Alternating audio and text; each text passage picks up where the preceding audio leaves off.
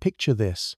You're a desperate peasant in 18th century China, so poor that you're willing to undergo the most horrifying procedure imaginable just for a chance at palace life.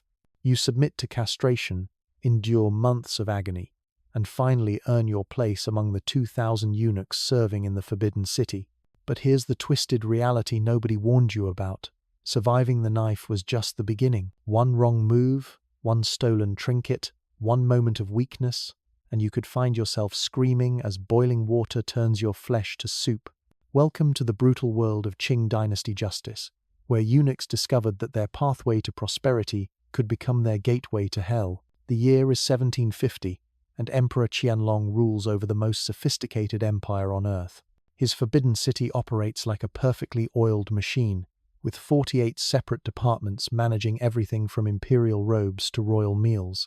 But this magnificent palace complex harbors a dark secret that would make modern people question everything they thought they knew about civilization. The very servants trusted with the emperor's most intimate affairs were living under a death sentence that could be triggered by something as simple as pocketing a jade ornament. Now, before we dive into the horrifying details of what happened when these palace servants crossed the line, you need to understand just how twisted the whole system really was. The Qing dynasty didn't just stumble into using eunuchs, they inherited a tradition that stretched back 4,000 years, refined it, and turned it into something that would make medieval torture chambers look tame by comparison. These weren't just employees who could quit and find another job. They were property, slaves who belonged body and soul to the emperor, with fewer legal rights than livestock. Think your job is stressful? Try working in a place where your boss can literally order you beaten to death for entertainment. Emperor Puyi, the last emperor of China, casually mentioned in his memoirs that by age 11, flogging eunuchs had become part of his daily routine. Imagine being so powerless that an 11-year-old child can have you whipped whenever he feels like it, and there's absolutely nothing you can do about it except pray he gets bored quickly. The recruitment process alone reveals just how desperate people were to escape poverty. Families would sometimes castrate their own sons, gambling that palace service would provide a better life than starving in the countryside. The operation had to be performed before age 9 for optimal results, though the Qing were willing to bend their rules when it came to punishment cases. They'd castrate children as young as 4 if their fathers were rebels, and sometimes waited until boys reached 11 if the timing served their purposes better. It was like the world's most horrifying lottery system, except instead of winning money, you won the privilege of serving masters who viewed you as disposable entertainment. But here's where things get really twisted. The very thing that made eunuchs valuable also made them incredibly vulnerable. Since they couldn't have families or dynasties of their own, emperors trusted them with access to imperial treasures, private chambers, and state secrets. This trust created endless opportunities for corruption, and corruption created endless opportunities for the most creative punishments the human mind could devise. The administrative structure of the Forbidden City was a masterpiece of bureaucratic complexity. Each of those 48 departments had its own superintendent, with a chief eunuch overseeing the entire operation. These positions came with access to incredible wealth, silk robes worth more than a peasant family's lifetime earnings, jade artifacts that could buy entire villages, and precious metals measured not in coins but in pounds. For men who'd grown up eating grass soup and wearing rags, the temptation must have been overwhelming. Palace records from the Qianlong era paint a picture of systematic corruption that would make modern politicians blush. Eunuchs embezzled enormous fortunes while the emperor was distracted by his 3,000 concubines. They sold imperial positions, skimmed from construction projects, and created elaborate networks of kickbacks and bribes. Some became so wealthy they owned private armies and controlled vast business empires. The irony was delicious. Men who'd sacrificed their manhood to serve the emperor often ended up richer than the nobles who still had theirs. But the Qing emperors weren't stupid. They knew exactly what was happening in their palaces, and they had developed punishment systems that would make horror movie directors take notes. The legal code of the Qing dynasty included over 200 crimes punishable by death, and theft from the imperial household ranked right near the top of the list. Unlike regular citizens who might face standard executions like beheading or hanging, eunuchs faced something far worse: they could be subjected to the full range of what Chinese legal scholars called irregular means of execution. These irregular methods weren't random acts of cruelty, they were carefully designed psychological warfare. The goal wasn't just to kill the guilty eunuch, but to terrorize every other palace servant into absolute obedience. Public executions were community events, drawing massive crowds who brought food and drinks like they were attending festivals. The authorities even sold postcards featuring photographs of the corpses, turning state-sanctioned murder into a macabre tourist attraction that continued well into the 20th century. The punishment escalation system reveals just how methodically the Qing approached controlling their eunuch population. First offense resulted in 2 months imprisonment, followed by 20 lashes. Second offense meant 2 months in a wooden collar called a kangu, designed to prevent the wearer from feeding themselves properly. Third offense triggered banishment to Mukden, modern-day Shenyang, for 2.5 years of hard labor in Manchuria's brutal climate. But theft, that crossed a different line entirely. Theft meant you'd violated the sacred trust that made the entire eunuch system possible. The Chinese character for boiling alive is Peng Peng, and it appears repeatedly in legal documents throughout Qing Dynasty records. This wasn't some theoretical punishment that existed only on paper. Historical accounts describe the sophisticated equipment required for these executions: massive cauldrons that could hold enough liquid to submerge a human being, hook and pulley systems for lowering victims into the boiling contents, and carefully calculated procedures designed to maximize both pain and public spectacle. The process itself was a masterpiece of engineered suffering. Death by boiling wasn't quick. It could take anywhere from several minutes to over an hour, depending on the liquid used and the temperature maintained. Water boiled fastest but killed relatively quickly. Oil took longer to heat, but created more spectacular visual effects. Some executioners mixed in tar or tallow to create substances that would stick to the victim's skin, prolonging the agony while creating an even more horrifying display for the watching crowds. What made this punishment particularly effective against eunuchs was its symbolic meaning. These men had already sacrificed their bodies to serve the emperor. Now that same emperor could destroy what remained of them in the most painful way imaginable. It sent a clear message to every other palace servant: your mutilated body belongs to me, and I can dispose of it however I choose. The psychological impact extended far beyond the actual executions. Eunuchs lived with the constant knowledge that they were one accusation away from the most agonizing death possible. Unlike regular citizens who might hope for mercy or appeal to family connections, eunuchs had no protections whatsoever. They were completely dependent on imperial whim, and imperial whim could change faster than the weather. This creates a fascinating paradox that defined eunuch existence in the Qing Dynasty. The very system that offered them escape from poverty also trapped them in a nightmare of psychological terror. They gained access to wealth and power that ordinary people could never imagine, but they paid for it with their masculinity, their freedom, and ultimately their lives. The smart ones learned to walk an incredibly narrow line, corrupt enough to survive financially, but not so corrupt as to attract fatal attention. But walking that line required understanding the complex politics of palace life, and palace politics in the Forbidden City were more dangerous than battlefield warfare. Eunuchs formed factions, made alliances, and betrayed each other with breathtaking regularity. Success meant knowing exactly which officials to bribe, which rivals to eliminate, and most importantly, which thefts were worth the risk, and which would guarantee a death sentence. The documentation of these punishments reveals something chilling about Qing Dynasty record-keeping. Imperial bureaucrats maintained detailed logs of executions, including descriptions of methods used, crowd reactions, and even cost accounting for the materials required. They treated mass murder like a business expense, calculating the most cost-effective ways to terrorize their palace staff into submission. The most revealing aspect of these execution records isn't what they document, it's what they reveal about the mindset of the people creating them. Qing officials didn't see these punishments as excessive or cruel. They saw, like them, as necessary maintenance ailing machinery or replacing worn parts. Human suffering was just another administrative detail to be managed efficiently, and efficiency was everything in the Qing punishment system. Take the case of runaway eunuchs, for instance.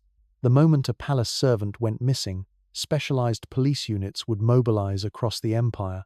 These weren't ordinary law enforcement officers, they were eunuch hunters who knew every face in the Forbidden City and had contacts in every major city across China. Escape attempts succeeded about as often as lottery wins, and the punishment for getting caught made death by boiling look merciful by comparison. The hunting system worked because eunuchs were physically distinctive in ways they couldn't hide. The castration process didn't just remove specific body parts, it fundamentally altered their entire physiology. Their voices remained high-pitched, their body fat distributed differently, and they moved with a particular gait that trained observers could spot from across a crowded marketplace. Trying to blend into normal society was like trying to hide a neon sign under a napkin. But even more than their physical appearance, what gave runaway eunuchs away was their complete lack of survival skills in the outside world. These men had spent their entire adult lives in the artificial environment of the palace, where every meal was provided, every task was assigned, and every decision was made for them. Suddenly thrust into the real world, they had no idea how to negotiate prices, find shelter, or even identify safe places to sleep. Most were recaptured within days, not because the hunters were particularly skilled, but because the escapees were hopelessly incompetent at being free. The interrogation process for captured eunuchs reveals another layer of systematic cruelty. Palace investigators didn't just want to know where the runaway had gone. They wanted detailed confessions about every rule violation, every act of corruption, and every disloyal thought the eunuch had harbored during their service. The torture techniques used to extract these confessions were so sophisticated that other government departments would send observers to learn new methods. These interrogation sessions could last for weeks, with skilled torturers carefully managing the victim's condition to prevent premature death. The goal wasn't just punishment, it was intelligence gathering on a massive scale. Every confession provided information about corruption networks, stolen goods, and other eunuchs who might be planning their own escapes or thefts. A single captured runaway could trigger dozens of additional arrests, creating cascading waves of terror throughout the palace staff. The economic incentives behind these harsh punishments reveal the true scope of eunuch theft.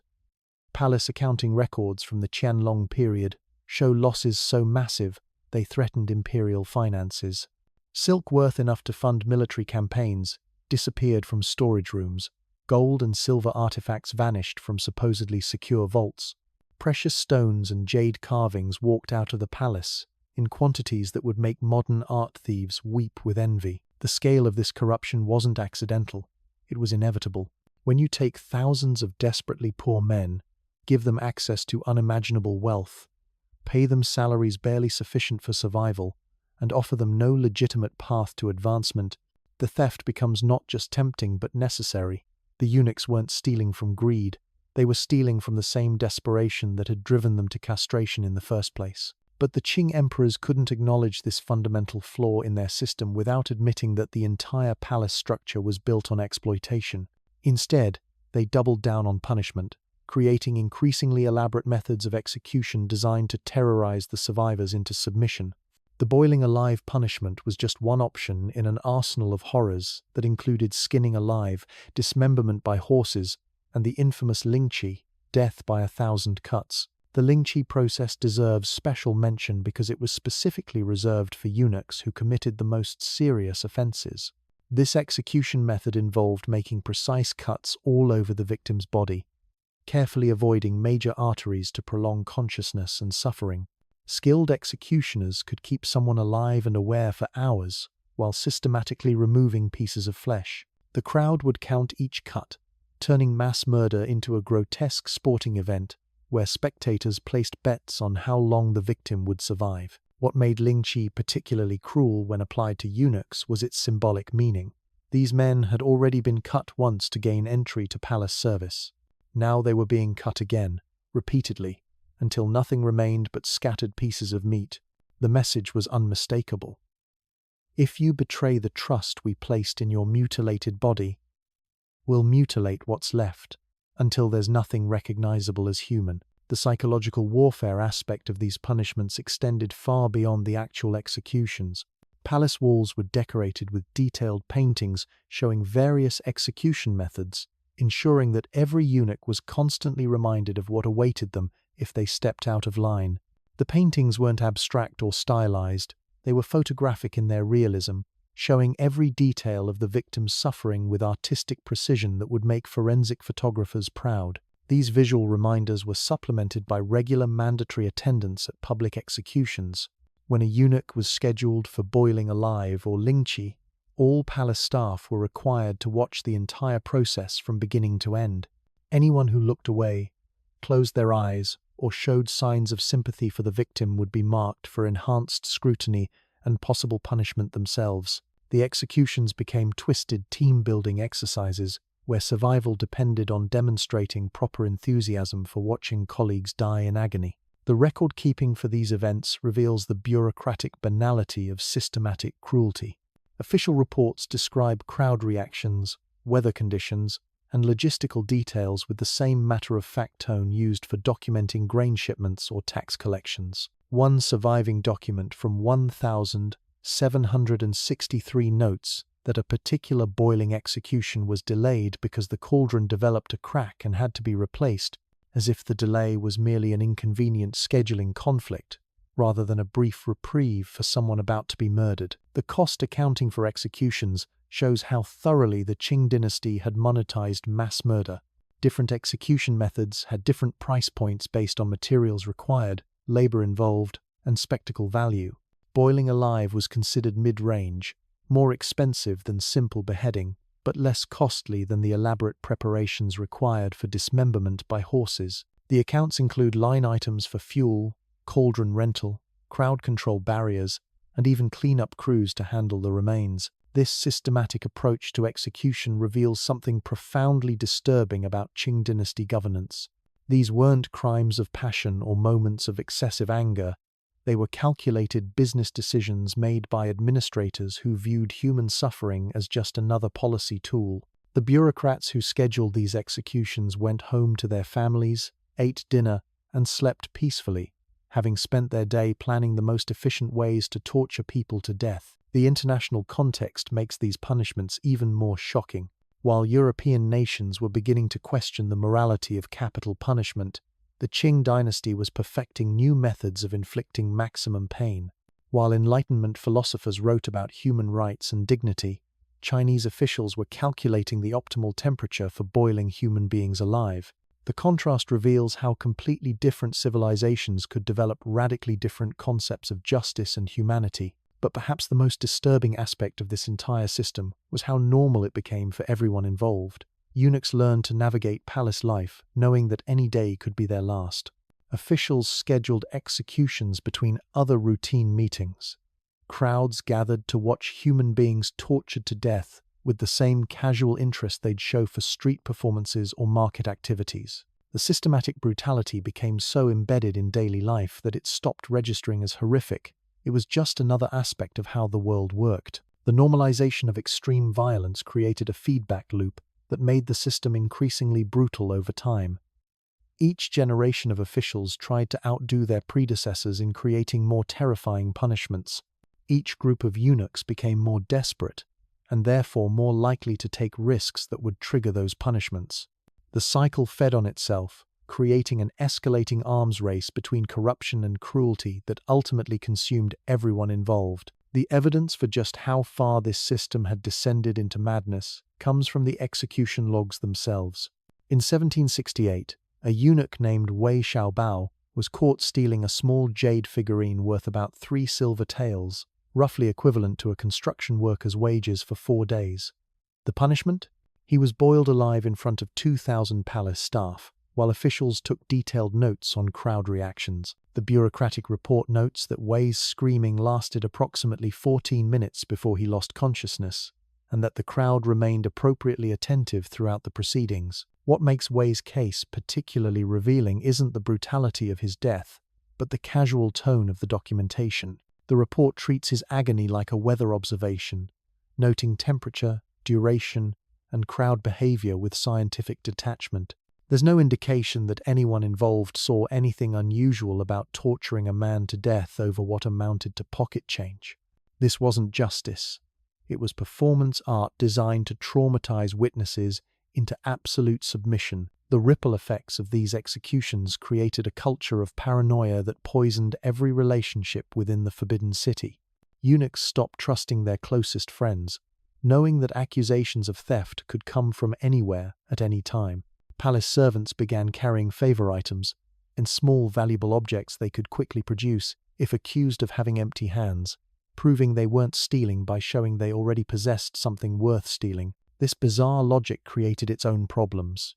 Eunuchs who carried too many valuable items looked suspicious, but those who carried too few looked like they were hiding their theft. The sweet spot required carrying exactly the right amount of wealth to appear legitimate without appearing greedy. A calculation that could literally mean the difference between life and an agonizing death. The psychological toll on survivors was immense.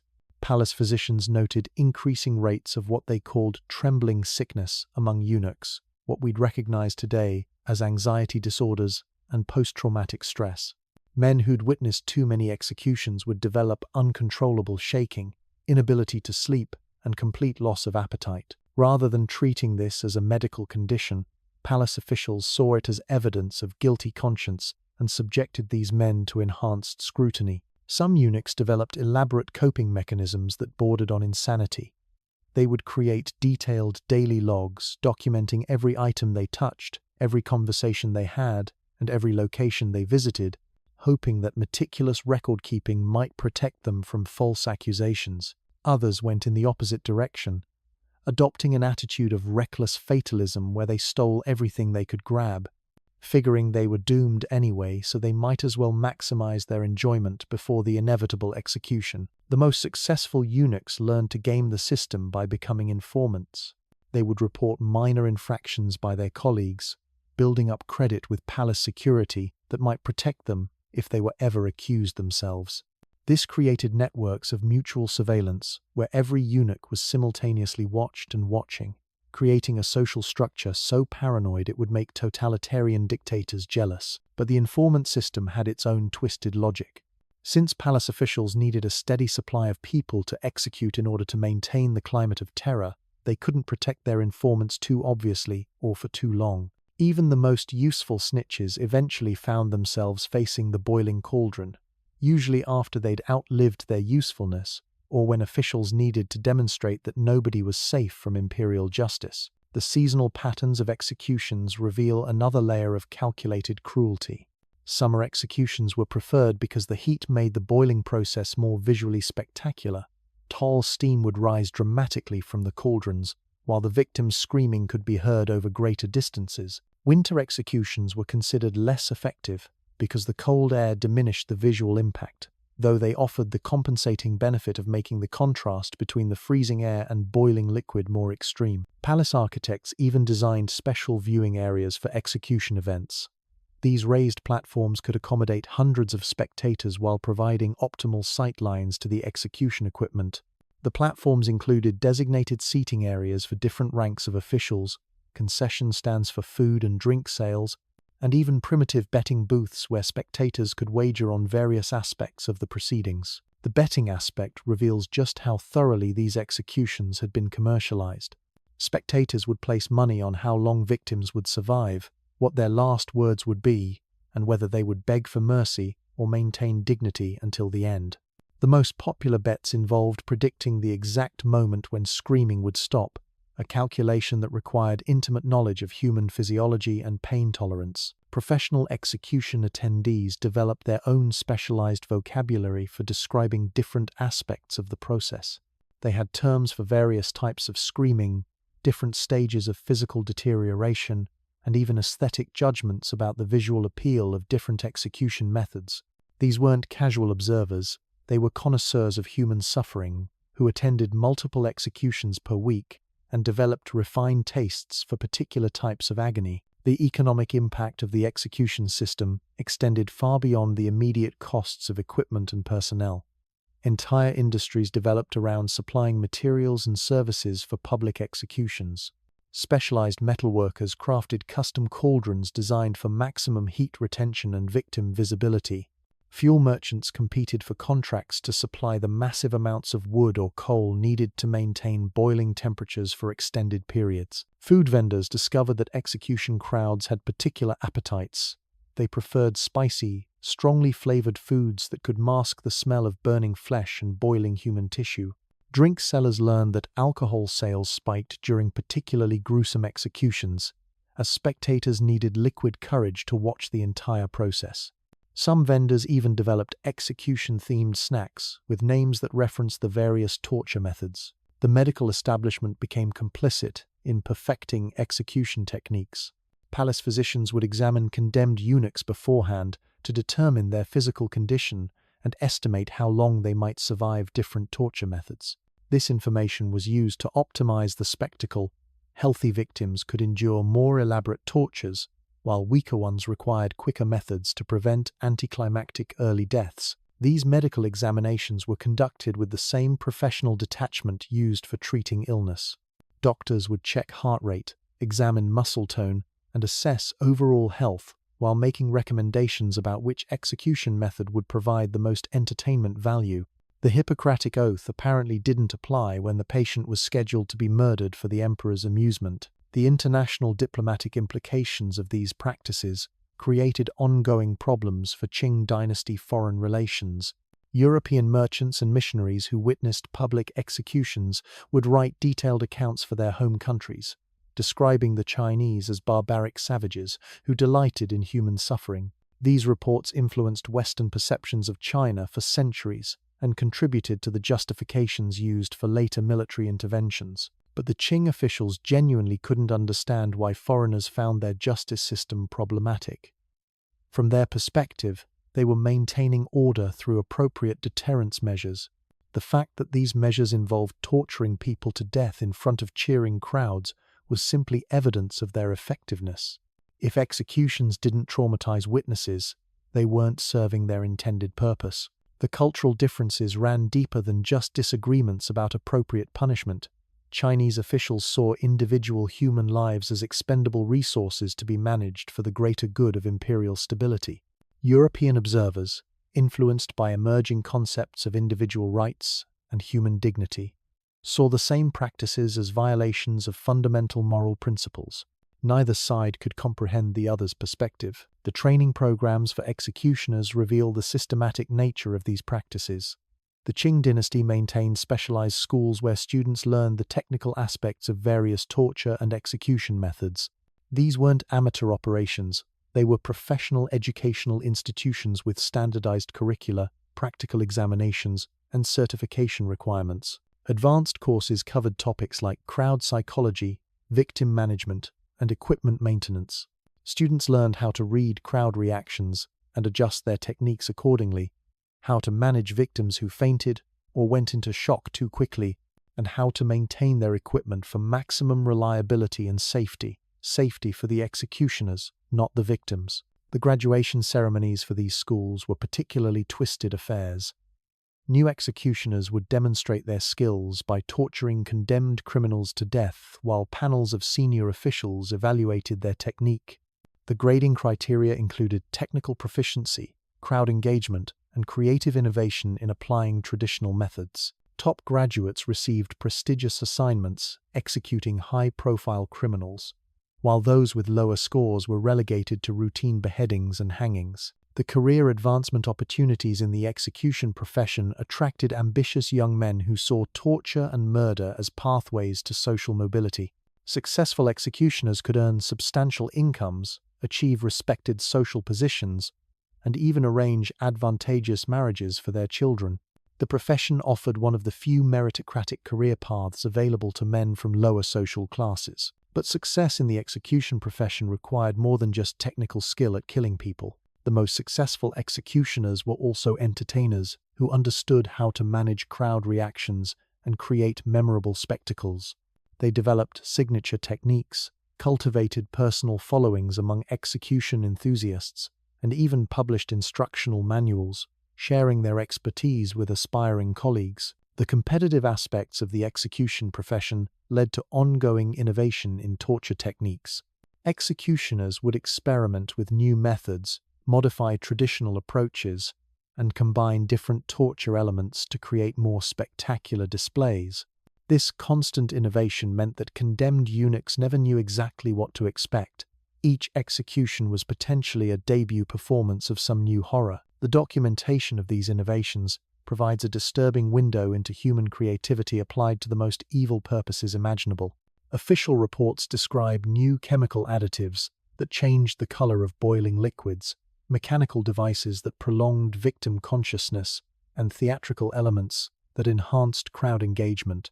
The level of thought and planning that went into perfecting human suffering would be impressive if it weren't so completely horrifying. The social hierarchy within the execution profession mirrored the broader Chinese class system. Senior executioners occupied positions equivalent to high-ranking civil servants, complete with official titles, government salaries, and retirement benefits. They supervised teams of assistants, managed execution schedules, and reported directly to palace security officials. Their professional status was so established that their children could inherit their positions, creating dynastic families of professional torturers. The training of these executioner dynasties began in early childhood, with sons learning basic techniques by practicing on animals and condemned criminals who were already dying from other causes. By adolescence, they were assisting with actual executions, gradually working their way up from crowd control and equipment maintenance to hands-on torture responsibilities. The most talented could expect to inherit their father's positions and continue family traditions of systematic cruelty. This generational approach to execution expertise created a professional culture with its own traditions, rituals, and codes of conduct. Senior executioners would pass down not just technical knowledge but also philosophical approaches to their work. Some families specialized in quick, efficient kills that minimized victim suffering, while others focused on elaborate spectacles designed for maximum entertainment value. The philosophical differences between execution families led to ongoing professional disputes and rivalries. Efficiency specialists argued that quick deaths were more respectful to victims and more practical for crowd management. Spectacle specialists countered that elaborate tortures provided better deterrence and more satisfying entertainment for paying customers. These weren't abstract academic debates. They were professional disagreements about the best ways to murder people. The resolution of these professional disputes often came down to imperial preference, and imperial preferences could change as quickly as the weather. Emperor Qianlong had specific tastes when it came to execution entertainment. He preferred theatrical presentations with multiple acts, costume changes for the executioners, and elaborate musical accompaniments that synchronized with the victim's screams. His successor preferred simpler, more direct approaches that emphasized raw brutality over artistic presentation. These changing imperial preferences created career instability for execution professionals. Specialists who'd spent decades perfecting elaborate torture spectacles might suddenly find themselves obsolete when a new emperor decided he preferred efficiency over entertainment. The smart executioners learned to master multiple approaches, positioning themselves as versatile professionals who could adapt their techniques to whatever style was currently fashionable at court. The fashion aspects of execution entertainment reveal just how completely normalized this systematic murder had become in Qing society. Palace officials would discuss the latest execution trends with the same casual interest that modern people show for restaurant reviews or movie recommendations. They had favorite executioners, preferred torture methods, and strong opinions about which techniques provided the best entertainment value for the time invested. Social gatherings among palace officials regularly featured detailed discussions of recent executions. These weren't hushed, guilty conversations about necessary evils. They were enthusiastic reviews of entertainment events. Officials would compare notes on different executioners' techniques, debate the relative merits of various torture methods, and make recommendations about which upcoming executions were worth attending. The party invitation lists for execution events read like guest rosters for exclusive social functions.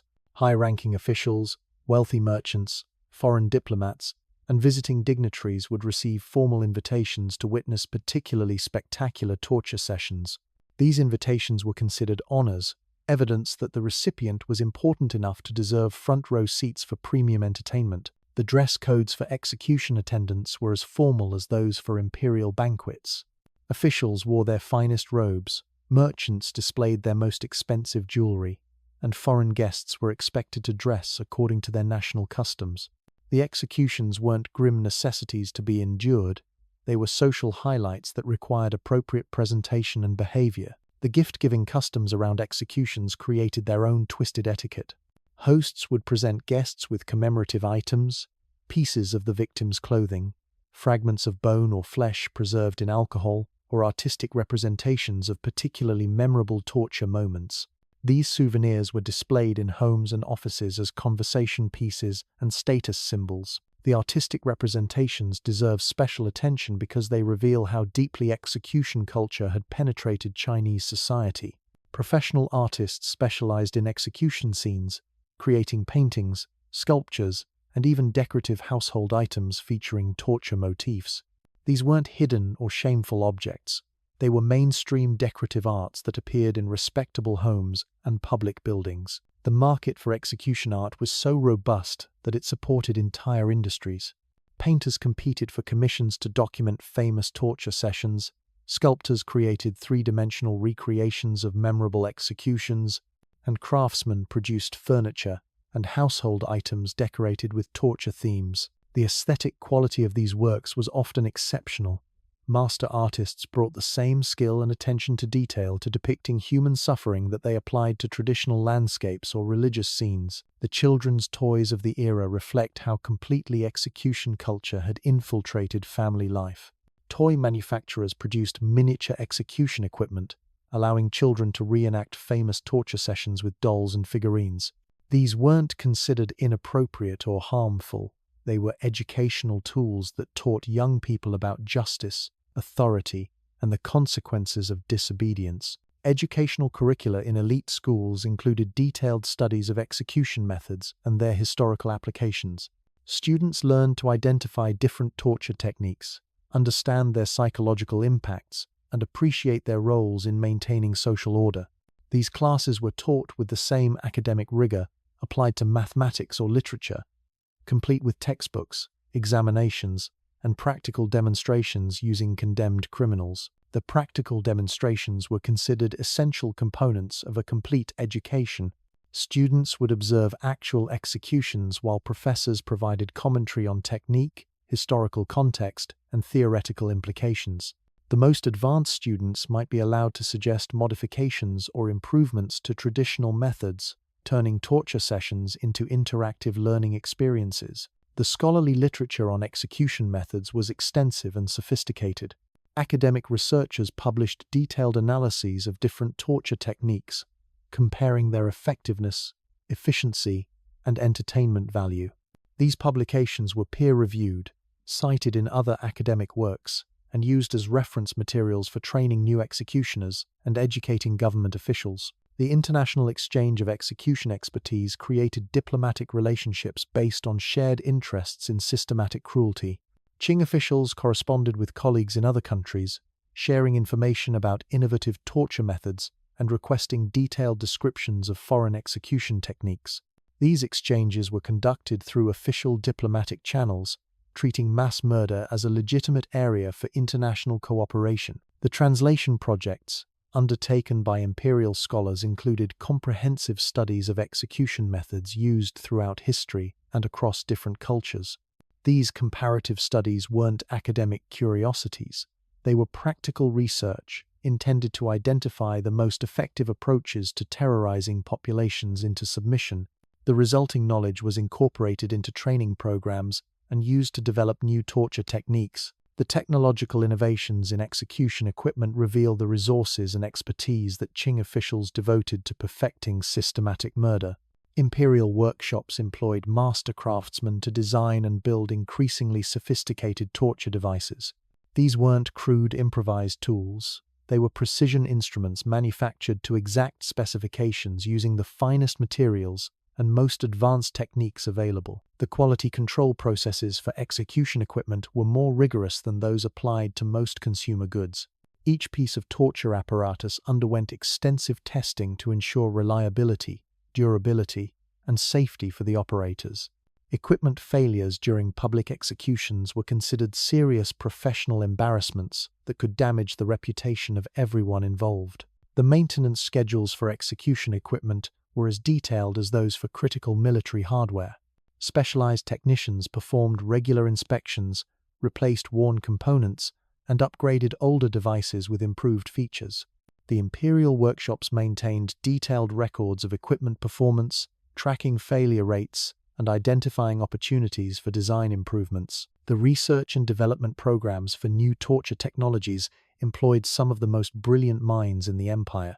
Engineers, physicians, and craftsmen collaborated on projects designed to maximize human suffering while minimizing equipment costs and operational complexity. These research teams had access to unlimited funding and could requisition whatever resources they needed for their projects. The prototype testing process for new torture devices was particularly disturbing. Researchers would use condemned criminals as test subjects, experimenting with different designs and modifications while carefully documenting the results. These testing sessions were conducted with scientific rigor, using control groups, statistical analysis, and peer review to validate findings. The patent system for execution innovations protected intellectual property rights while encouraging continued research and development. Inventors could obtain exclusive licenses for their torture devices, earning royalties every time their designs were used in official executions. This created financial incentives for ongoing innovation in systematic cruelty. The manufacturing industry that developed around execution equipment employed thousands of workers across the empire. Specialized factories produced standardized components, while artisan workshops created custom pieces for specific applications. The industry had its own trade associations, professional journals, and annual conferences where manufacturers could display their latest products. The sales representatives for execution equipment companies traveled throughout the empire, demonstrating their products to potential customers and providing training on proper usage. These weren't shadowy criminals operating in hidden markets. They were legitimate business people selling legal products to government agencies. Their sales literature featured detailed product specifications, customer testimonials, and competitive pricing information. The customer service programs offered by execution equipment manufacturers included installation services, operator training, and ongoing technical support. Companies competed on factors like equipment, reliability, customer satisfaction, and innovation in design features. The most successful manufacturers developed strong relationships with government purchasers and earned reputations for quality and service. The export markets for Chinese execution technology created international demand for Qing Dynasty torture expertise. Foreign governments would purchase Chinese-designed equipment and hire Chinese consultants to establish their own systematic execution programs. These international sales generated substantial revenue while spreading Chinese approaches to systematic cruelty throughout the world. The training programs for international customers included comprehensive instruction in Chinese execution, philosophy, and methodology. Foreign officials would travel to China for extended study programs, learning not just technical skills but also the theoretical frameworks that justified systematic torture as a legitimate government function. These graduates returned to their home countries as evangelists for Chinese-style systematic cruelty. The cultural exchange programs built around execution expertise created lasting diplomatic relationships between China and other authoritarian governments. Shared interests in population control through terror provided common ground for international cooperation on many issues beyond torture and execution. These relationships influenced trade agreements, military alliances, and political partnerships for generations. The legacy of this systematic execution culture extended far beyond the Qing Dynasty itself. The institutional knowledge, professional expertise, and cultural normalization of systematic cruelty created foundations that influenced Chinese governance for centuries. Even after the formal abolition of traditional execution methods, the underlying philosophies and organizational approaches continued to shape how authorities dealt with perceived threats to social order. The documentation of these practices provides modern historians with unprecedented insight into how sophisticated societies can normalize the most extreme forms of systematic cruelty. The Qing dynasty's approach to execution wasn't the product of primitive barbarism or temporary insanity. It was the result of centuries of institutional development, professional specialization, and cultural evolution that treated human suffering as a legitimate tool of governance. The administrative efficiency with which these horrors were planned and executed demonstrates that systematic cruelty doesn't require evil masterminds or psychopathic leaders. It only requires institutional structures that reward compliance, professional incentives that encourage participation, and cultural narratives that justify necessary actions in service of higher purposes. The ordinary people who planned, implemented, and celebrated these tortures weren't monsters. They were professionals doing their jobs within systems that defined systematic murder as normal and necessary work. The psychological mechanisms that allowed entire populations to participate in or ignore these practices reveal uncomfortable truths about human nature and social organization. The same cognitive processes that enable modern people to overlook contemporary injustices allowed Qing Dynasty citizens to treat public torture as entertainment and professional opportunity. The capacity for systematic cruelty isn't limited to particular cultures or historical periods. It's a universal human potential that emerges under specific institutional and cultural conditions. The most chilling aspect of this entire system wasn't the violence itself, it was how completely rational everyone involved believed they were being. Palace administrators didn't wake up each morning plotting to torture people for fun. They woke up thinking about maintaining order, preserving imperial authority, and ensuring the smooth operation of the world's largest bureaucracy. The torture was just a tool, like filing cabinets or accounting ledgers, a necessary piece of equipment for getting the job done. This mundane evil created a feedback loop that made the system increasingly brutal over time. When torture became routine administrative work, officials naturally sought ways to improve efficiency and effectiveness. They approached systematic cruelty with the same problem-solving mindset they'd apply to tax collection or road maintenance. How can we reduce costs? How can we improve results? How can we streamline operations? The answers to these questions led to innovations that would make modern efficiency experts sick. Execution scheduling was optimized to maximize both deterrent effect and crowd attendance. Torture techniques were standardized to ensure consistent results across different operators. Equipment maintenance was systematized to prevent embarrassing mechanical failures during public displays. The performance metrics used to evaluate execution effectiveness revealed just how thoroughly this systematic murder had been integrated into normal government operations. Officials track statistics like crowd size, victim survival duration, and post-execution theft rates to measure the success of their deterrence programs. They compiled annual reports comparing execution costs to crime reduction benefits, treating human agony as a quantifiable return on investment. The budget allocation process for execution programs followed the same procedures used for other government expenditures. Department heads would submit funding requests for torture equipment, personnel costs, and operational expenses. These requests competed with proposals for military equipment, infrastructure projects, and administrative salaries. Success required demonstrating that systematic torture provided better value than alternative approaches to population control. The procurement processes for execution supplies created their own bureaucratic complexities.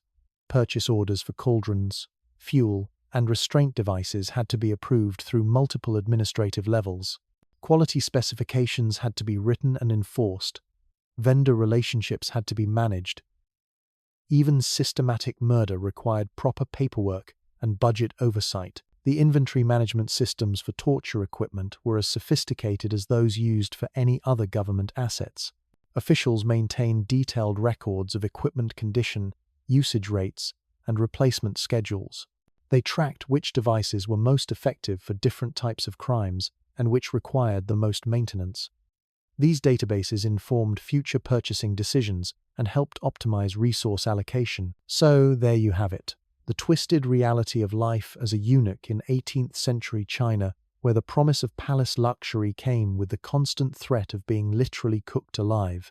The next time you think your job has problems, remember these men who traded everything for a chance at prosperity, only to discover they'd signed their own death warrants.